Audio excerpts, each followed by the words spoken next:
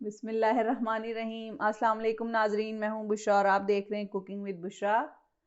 आज हम आपको झटपट सा मीठा बनाना बताते हैं।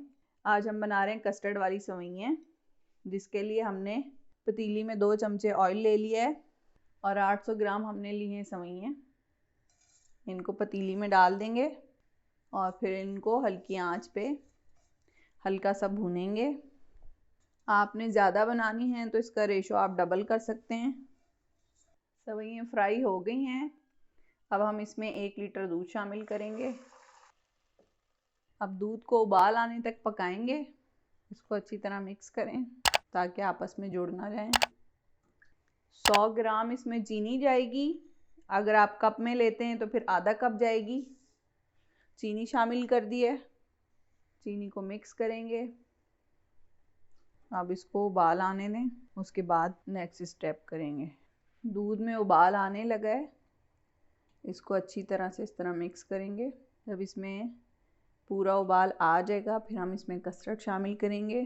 कस्टर्ड हमने लिया है 1.5 खाने का चमचा। इसमें हम शामिल करेंगे आधा कप दूध का। दूध कस्टर्ड में डाल के इसको अच्छी तरह मिक्स कर लेंगे। ये कस्टर्ड हमने अच्छी तरह दूध के साथ मिक्स कर लिया है।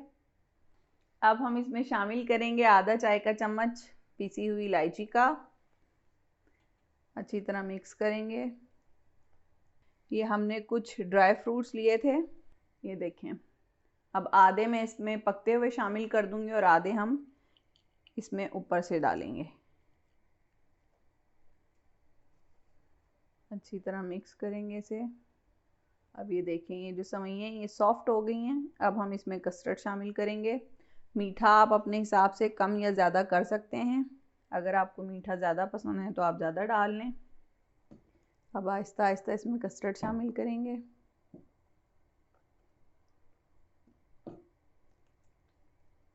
और चमचा चलाते रहेंगे।